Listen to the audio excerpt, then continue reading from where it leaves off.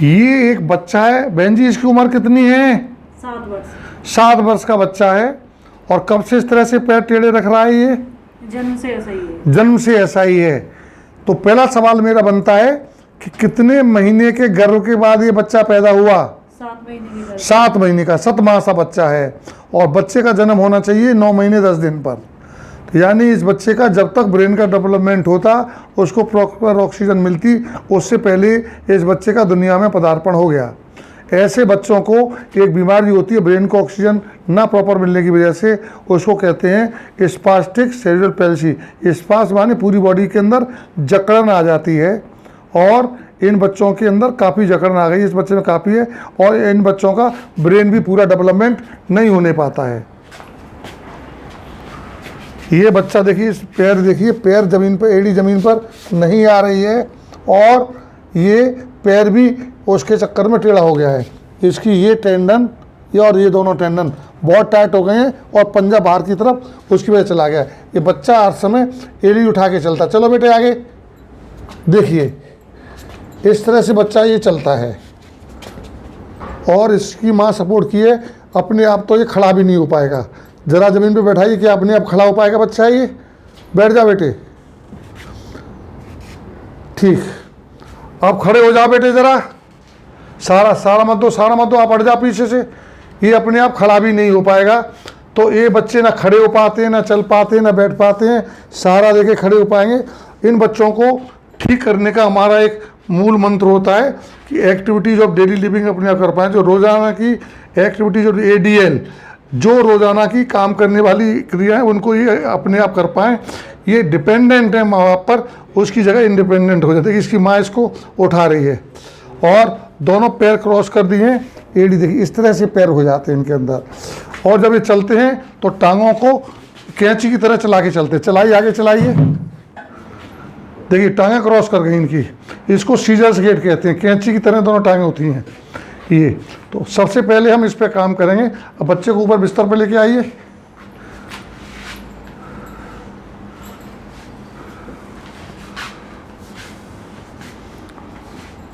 इस बच्चे के अंदर देखिए पैर इस तरह से हो गए हैं, ये पैर इस तरह से हो गए हैं, ये देखिए। यानी एक चीज़ तो यहाँ दोनों टांगों के बीच में, यहाँ जो हिप के एडक्टर्स हैं ये टाइट हो गए हैं। इनको मैंने अभी टेस्ट किया है, इनको हमें ऑपरेशन के द्वारा रिलीज करना पड़ता है।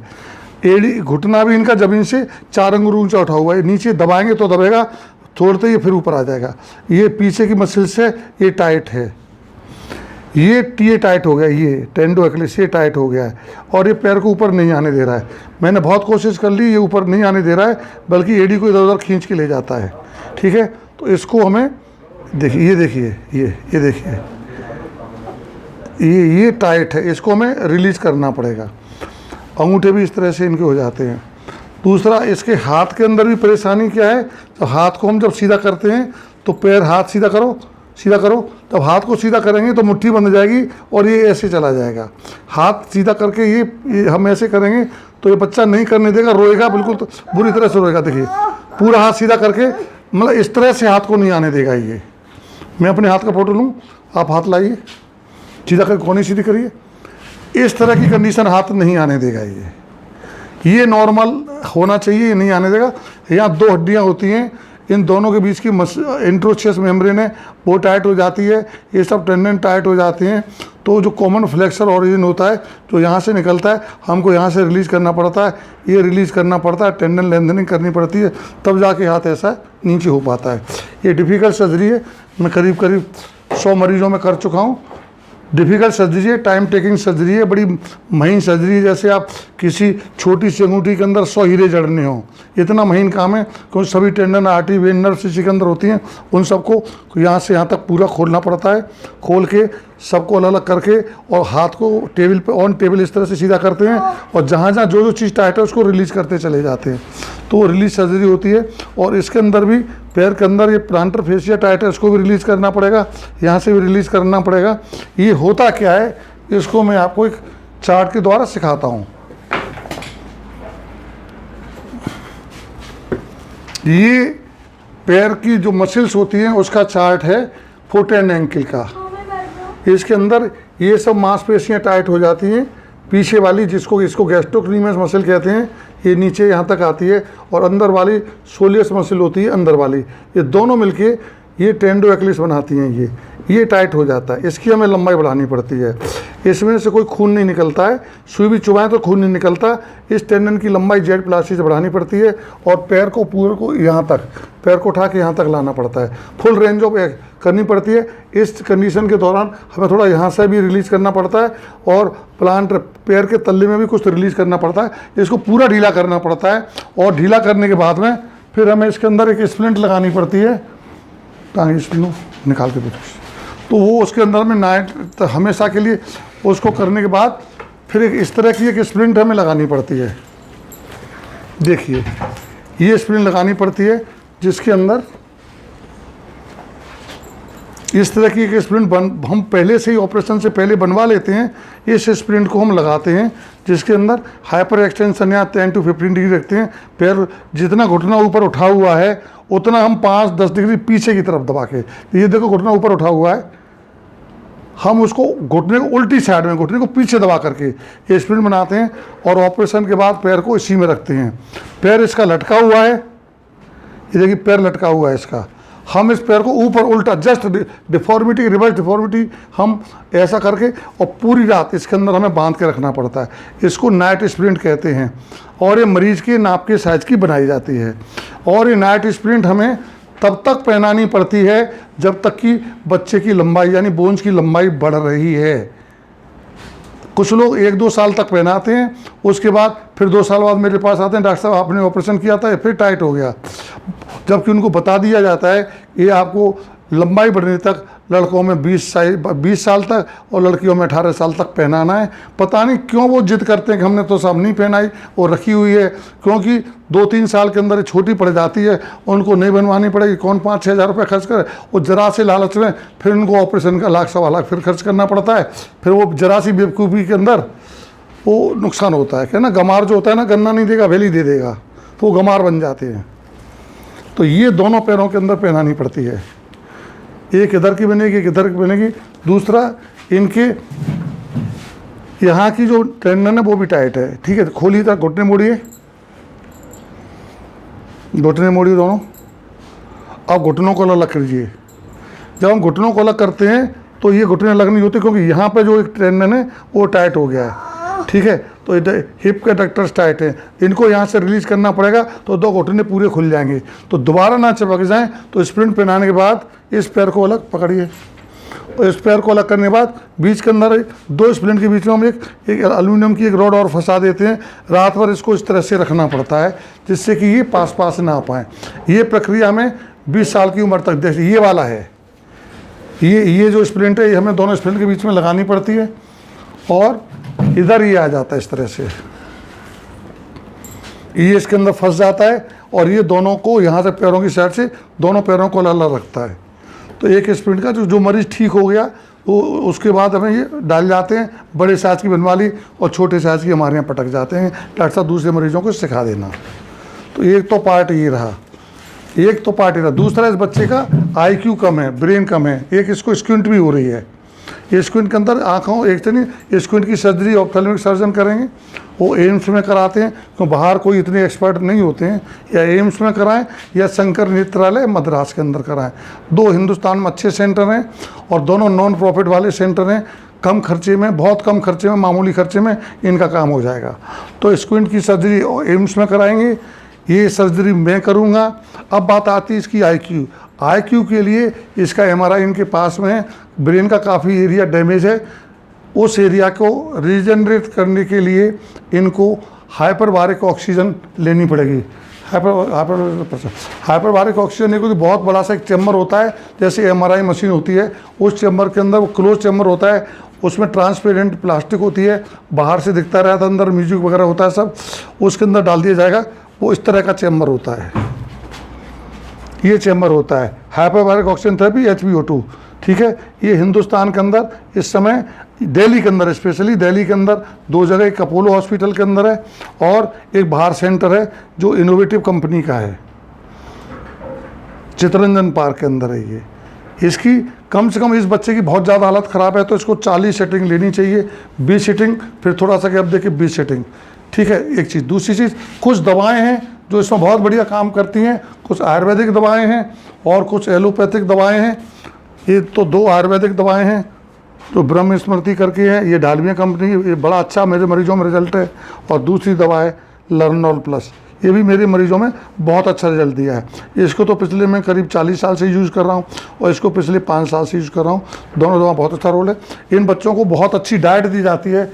डाइट का मैं डाइट चार्ट देता हूँ क्योंकि इनको हाई प्रोटीन डाइट की बहुत ज़रूरत होती है, high calorie high protein diet. इसके लिए मेरा एक डाइट चार्ट होता है, वो डाइट चार्ट इस तरह से दिया जाता है।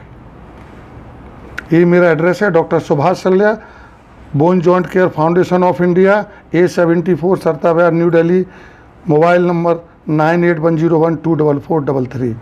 इसके साथ साथ मेरा एक लिटरेचर भी है, वो लिटरेचर में इनको देता हूँ पढ़ने के लिए।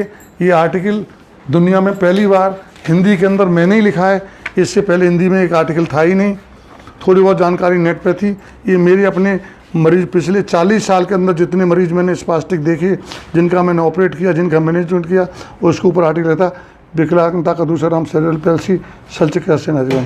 ये 4 पेज का आर्टिकल है। ये सीजर्स गेट होता है, देखिए दोनों टांगें क्रॉस कर गई, ये सीजर्स गेट होता है। बच्चा इस तरह से चाल चलता हुआ आता है।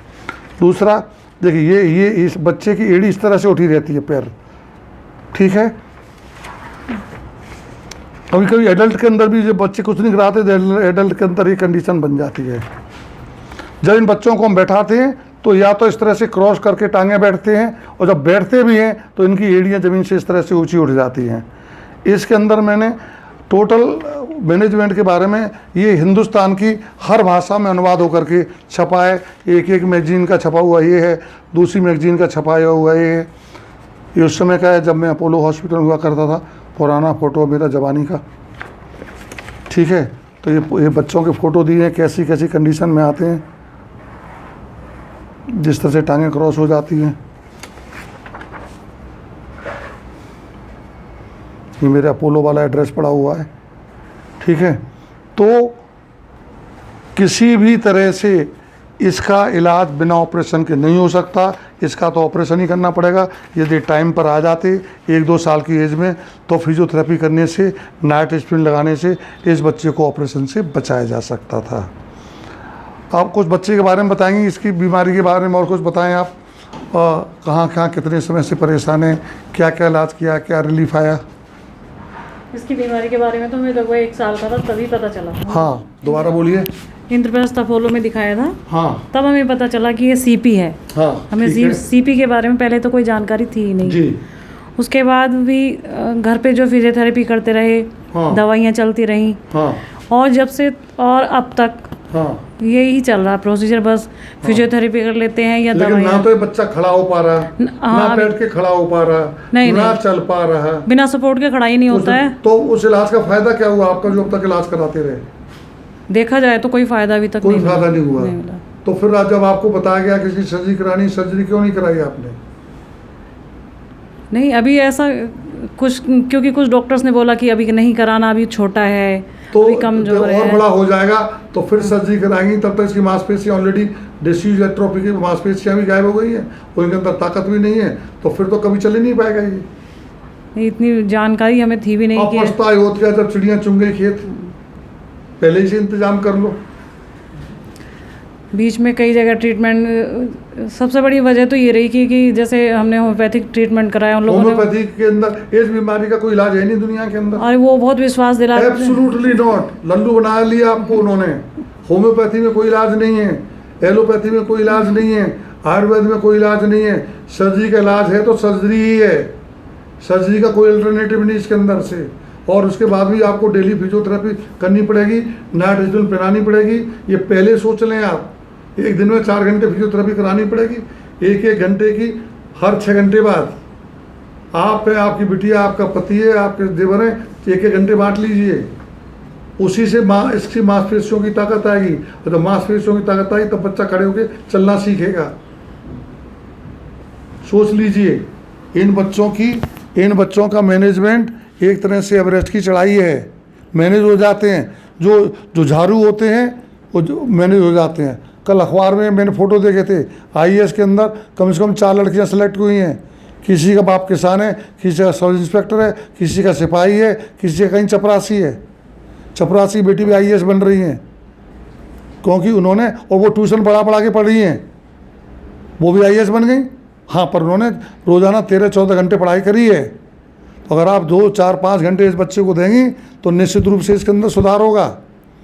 तो मोटी मोटी चीज़ें, हाइपरबारिक ऑक्सीजन देनी है, 40 सीटिंग, आपको एक्सरसाइज ये सर्जरी करानी है पैरों की, हाथ की मैं अगली साल सोचूंगा 40 सीटिंग यहाँ पर, क्योंकि हो सकता है हाथ की स्प्रिंट बनाऊं और हाइपरबारिक ऑक्सीजन चले, कुछ दवाएं चलें, तो हाथों की सर्जरी मुझे ना करनी पड़े। और नहीं हो पाया तो अगली साल करूँ, थोड़ा बच्चा बड़ा हो जाने दो, ठीक है। अभी तो चलने वाली सबसे मेन समस्या है, हाँ, चलने लगे, दौड़ने लगे, खेलने लगे, वो सब करने लगेगा ये। पर आपको स्प्रिंट पहनानी पड़ेगी, 20 साल तक सोच लीजिएगा। जैसी छोटी हो, जैसे निकर पैंट छोटे होते हैं, नए बना देते हो, स्प्रिंट भी आपको नहीं बनानी पड़ेगी। और 2 साल में तो वैसे उसकी नमदा वगैरह ख़राब हो जाता है। तो ये स्पास्टिक सेरेब्रल पैल्सी वाले बच्चे, आपके पास एमआरआई रिपोर्ट भी है, रिपोर्ट तो वही रहेगी पर इसके फंक्शन चेंज हो जाएंगे। बात आ गई आपकी समझ में? तो इतनी मेहनत करनी पड़ेगी आपको। आप तो पढ़ी लिखी हैं, एमए हैं, पति भी आपके एमए हैं, आप खुद में टीचर हैं, तो आपको बुद्धि से सोच के आपको काम करना चाहिए। और अगर आप फिर भी यही जिद कर रही रहती हो कि नहीं सर्जरी करानी है, तो इस बच्चे को स्वीकार कर लीजिए, कोई चारा नहीं है। और इस पर फिजियोथेरेपी नहीं काम करेगी, सर्जरी एंड फिजियोथेरेपी काम करेगी, ठीक है ना। सर्जरी भी करानी पड़ेगी, फिजियोथेरेपी भी करानी पड़ेगी आपको, और इसकी डाइट चेंज करनी पड़ेगी। High protein diet, high calorie diet देनी पड़ेगी, क्योंकि इसकी ग्रोथ भी रुकी पड़ी है।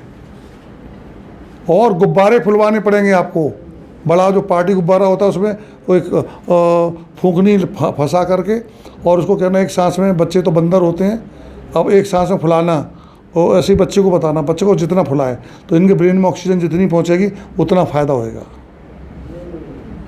ब्रेन 2 ही चीज़ जानता है, ऑक्सीजन और ग्लूकोज।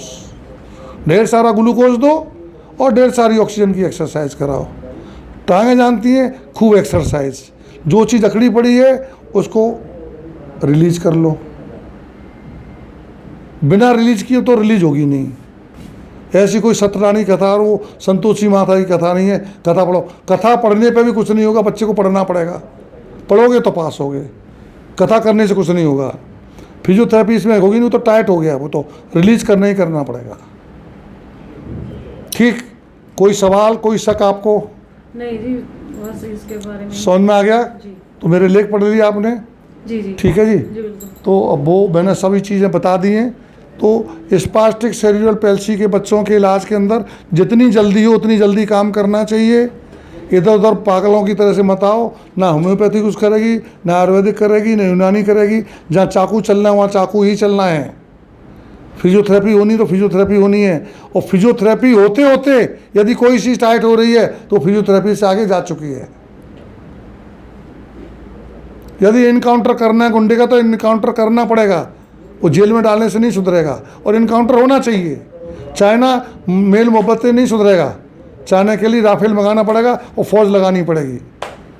आपको टिट फॉर टेट, सठे साठे में समाचरित, चाकू के काम पे चाकू ही चलेगा।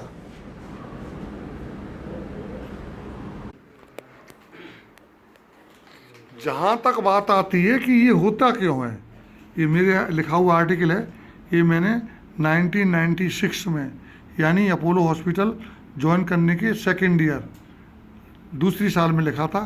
तो उस समय ये आर्टिकल लिखा था, क्योंकि मैं गोरखपुर किसी कॉन्फ्रेंस में गया था, वहाँ पर कुछ प्रॉब्लम की वजह से ट्रेन नहीं मिली और वहाँ 3-4 दिन रुकना पड़ा, हो सकता 5 दिन रुका था। उस दौरान मैंने धीमे धीमे करके इस आर्टिकल को 50 पेज का लिखा था, और उसको फिर धीमे धीमे छपने लायक करने के लिए इसको फिर मैंने 4-5 पेज का कन्वर्ट कर दिया था।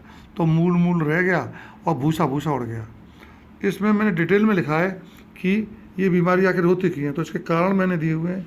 जन्म से पहले के कारण कौन कौन से होते हैं, जन्म के समय के कारण कौन कौन से होते हैं, और जन्म के समय के बाद के कारण कौन से होते हैं, जो 8 साल की उम्र तक होते हैं। तो जन्म से पहले के कारणों के अंदर ये दिया हुआ है, गर्भधारण के अंदर कोई परेशानी हो जाए, कोई क्रोमोसोम एबनॉर्मलिटी हो, माँ को कोई बीमारी हो जाए, माँ को बुखार आ जाए, HIV एड्स हो जाए, कोई नशा का सेवन हो रहा हो, माँ को निमोनिया थायराइड की बीमारी हो, तो ये माँ के कारण होते हैं। कोई फेफड़ों हृदय की बीमारी कठिन हो जाए, बच्चे को प्रॉपर ऑक्सीजन ना मिल पाए, बच्चे को प्रॉपर आहार ना मिल पाए। दूसरी जन्म के समय के कारण होते हैं कि कोई 6वें 7वें 8वें महीने का बच्चा पैदा हो, जन्म के समय कम वजन हो, जैसे ये बच्चा 7वें महीने का पैदा हुआ है और जन्म भी इसका 1.5 किलो था 3 किलो की जगह, तो इस बच्चे में 2 मेन कारण निकल के आए हैं और इसको 8 दिन तक इनक्यूबेटर में भी रखा गया था, मशीन के अंदर, ट्यूबलाइट के अंदर। बच्चा नीला पड़ जाए या गर्भ की झिल्ली फट जाए, पानी की थैली फट जाए या जो नाल होती है उसके गर्दन के चारों तरफ लिपट जाए, ये मोटे मोटे जन्म के समय के कारण है। अब जन्म पैदा हो गया बच्चा, उस समय नॉर्मल पैदा हुआ है, उसके बाद फिर सेरेब्रल पैल्सी हो जाए, जैसे एकदम बहुत बड़ा पीलिया हो जाए जिसको नियोनेटल जॉन्डिस कहते हैं, सिर में कोई चोट लग जाए या बच्चेदानी का मुंह ना खुलाओ, उसको सीजर से उसको फोर्सेप से पकड़ के खींचना पड़े, फोर्सेप डिलीवरी जो आजकल बंद हो गई है इसी बीमारी की वजह से, अब चिमटे से पकड़ के नहीं निकालते हैं। कोई दौरे पड़ते हो बच्चे को और बच्चे के अंदर दिमाग में कोई चोट लग जाए, झिल्ली के अंदर सूजन आ जाए या कोई हृदय का रोग हो, इन सब चीज़ों की वजह से ये चीज़ें, ये सेरेब्रल पैल्सी हो जाती है। और इसके लिए अब ये तमाम चीज़ें कम बच्चे ऐसे होने लगे हैं क्योंकि आजकल बच्चे डिलीवरी हॉस्पिटल में होने लगे हैं, घर पे नहीं होती है। और हाँ, जुड़वा बच्चों को जन्म भी हो सकता है, जुड़वा बच्चों को जन्म मैंने इसमें लिया है। ये बच्चे भी जुड़वा पैदा हुए थे, तो दूसरे बच्चे की डेथ हो गई है, उसमें से ये ट्विन प्रेगनेंसी में से एक बच्चा है। ट्विन प्रेगनेंसी भी बहुत बड़ा कारण है क्योंकि उसमें बच्चे का पूरा विकास नहीं होने पाता है और वो ये भी एक बहुत बड़ा रीज़न है। उसी वजह से इसको 7वें महीने में पैदा होना पड़ा और इस बच्चे का वजन 1.5 किलो रह गया। तो 1.5 किलो का दूसरा बच्चा होगा, तो 1.5 किलो वाले बच्चे थोड़ी प्रॉब्लम क्रिएट करते हैं। जहाँ तक बात आती है कि ये होता क्यों है, ये मेरे लिखा हुआ आर्टिकल है, ये मैंने 1996 में यानी अपोलो हॉस्पिटल ज्वाइन करने के सेकेंड ईयर दूसरी साल में लिखा था। तो उस समय ये आर्टिकल लिखा था क्योंकि मैं गोरखपुर किसी कॉन्फ्रेंस में गया था, वहाँ पर कुछ प्रॉब्लम की वजह से ट्रेन नहीं मिली और वहाँ 3-4 दिन रुकना पड़ा, हो सकता 5 दिन रुका था। उस दौरान मैंने धीमे धीमे करके इस आर्टिकल को 50 पेज का लिखा था और उसको फिर धीमे धीमे छपने लायक करने के लिए इसको फिर मैंने 4-5 पेज का कन्वर्ट कर दिया था, तो मूल रह गया और भूसा उड़ गया। इसमें मैंने डिटेल में लिखा है कि ये बीमारी आखिर होती क्यों है, तो इसके कारण मैंने दिए हुए हैं। जन्म से पहले के कारण कौन कौन से होते हैं, जन्म के समय के कारण कौन कौन से होते हैं और जन्म के समय के बाद के कारण कौन से होते हैं, जो 8 साल की उम्र तक होते हैं। तो जन्म से पहले के कारणों के अंदर ये दिया हुआ है, गर्भधारण के अंदर कोई परेशानी हो जाए, कोई क्रोमोसोम एबनॉर्मलिटी हो, माँ को कोई बीमारी हो जाए, माँ को बुखार आ जाए, HIV एड्स हो जाए, कोई नशा का सेवन हो रहा हो, माँ को निमोनिया थायराइड की बीमारी हो, तो ये माँ के कारण होते हैं। कोई फेफड़ों हृदय की बीमारी कठिन हो जाए, बच्चे को प्रॉपर ऑक्सीजन ना मिल पाए, बच्चे को प्रॉपर आहार ना मिल पाए। दूसरी जन्म के समय के कारण होते हैं कि कोई 6वें 7वें 8वें महीने का बच्चा पैदा हो, जन्म के समय कम वजन हो, जैसे ये बच्चा 7वें महीने का पैदा हुआ है और जन्म भी इसका 1.5 किलो था 3 किलो की जगह, तो इस बच्चे में 2 मेन कारण निकल के आए हैं और इसको 8 दिन तक इनक्यूबेटर में भी रखा गया था, मशीन के अंदर, ट्यूबलाइट के अंदर। बच्चा नीला पड़ जाए या गर्भ की झिल्ली फट जाए, पानी की थैली फट जाए या जो नाल होती है उसके गर्दन के चारों तरफ लिपट जाए, ये मोटे मोटे जन्म के समय के कारण है। अब जन्म पैदा हो गया बच्चा, उस समय नॉर्मल पैदा हुआ है, उसके बाद फिर सेरेब्रल पैल्सी हो जाए, जैसे एकदम बहुत बड़ा पीलिया हो जाए जिसको नियोनेटल जॉन्डिस कहते हैं, सिर में कोई चोट लग जाए या बच्चेदानी का मुंह ना खुलाओ, उसको सीजर से उसको फोर्सेप से पकड़ के खींचना पड़े, फोर्सेप डिलीवरी जो आजकल बंद हो गई है इसी बीमारी की वजह से, अब चिमटे से पकड़ के नहीं निकालते हैं। कोई दौरे पड़ते हो बच्चे को और बच्चे के अंदर दिमाग में कोई चोट लग जाए, झिल्ली के अंदर सूजन आ जाए या कोई हृदय का रोग हो, इन सब चीज़ों की वजह से ये चीज़ें, ये सेरेब्रल पैल्सी हो जाती है। और इसके लिए अब ये तमाम चीज़ें कम बच्चे ऐसे होने लगे हैं क्योंकि आजकल बच्चे डिलीवरी हॉस्पिटल में होने लगे हैं, घर पे नहीं होती है। और हाँ, जुड़वा बच्चों को जन्म भी हो सकता है, जुड़वा बच्चों को जन्म मैंने इसमें लिया है। ये बच्चे भी जुड़वा पैदा हुए थे, जो दूसरा बच्चा दूसरे बच्चे की डेथ हो गई है, उसमें से ये ट्विन प्रेगनेंसी में से एक बच्चा है। ट्विन प्रेगनेंसी भी बहुत बड़ा कारण है, क्योंकि उसमें बच्चे का पूरा विकास नहीं होने पाता है, और वो ये भी एक बहुत बड़ा रीज़न है। उसी वजह से इसको 7वें महीने में पैदा होना पड़ा, और इस बच्चे का वजन 1.5 किलो रह गया। तो 1.5 किलो का दूसरा बच्चा होगा, तो 1.5 किलो वाले बच्चे थोड़ी प्रॉब्लम क्रिएट करते हैं।